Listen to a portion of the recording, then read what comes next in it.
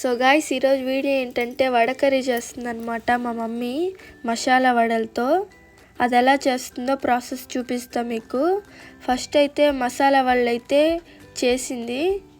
So అవైతే లాస్ట్లో వేస్తాము. ఫస్ట్ అయితే ఆయిల్ వేసుకొని దానిలో బిర్యానీ ఇంగ్రీడియంట్స్ అన్నీ అయితే వేసేసుకోవాలి. దాని తర్వాత అల్లం వెల్లుల్లి పేస్ట్ అయితే వేసుకోవాలి. అది కొంచెం ఫ్రై అయ్యాక పచ్చిమిర్చి అయితే వేసుకోవాలి,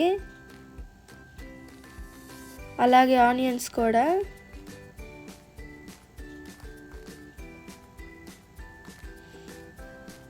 ఆనియన్స్ వచ్చేసి గోల్డెన్ బ్రౌన్ కలర్ అయితే రావాలి, వచ్చేదాకా అయితే ఫ్రై చేసుకోండి.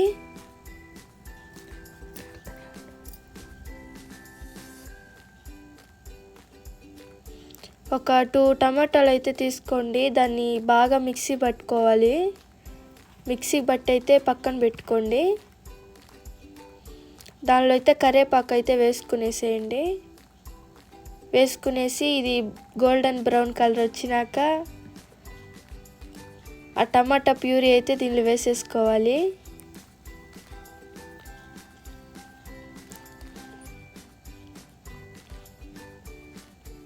మా మమ్మీ చాలా బాగా చేస్తుంది, మీకు ఒకసారి చూపిద్దామని అయితే చూపిస్తున్నాను.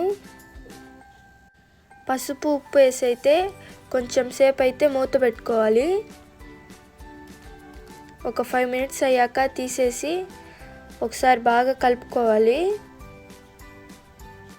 కలుపుకున్నాక రెడ్ చిల్లీ పౌడర్ అయితే వేసుకోవాలి, అలాగే కొరియండర్ పౌడర్, అలాగే చికెన్ మసాలా కూడా వేసేసుకోండి.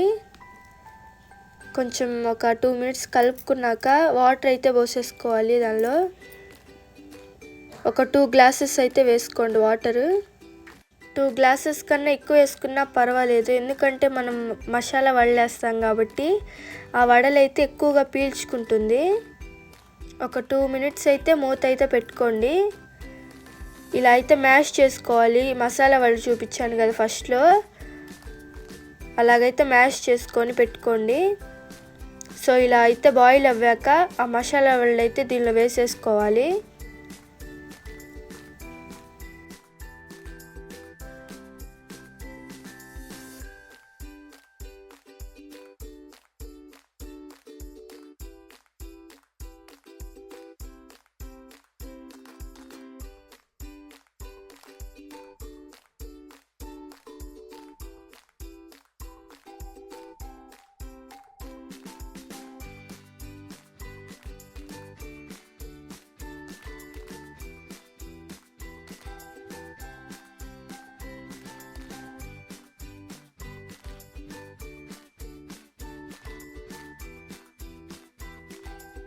మనము మ్యాష్ చేసుకున్న మసాలా వడలు అయితే దానిలో వేసాం కదా, అది వేసిన ఒక 2-3 మినిట్స్ అలా ఉంచేసి ఇంకా స్టవ్ అయితే ఆఫ్ చేసేసుకోండి. అలాగే కొత్తిమీర అయితే చల్లుకోండి.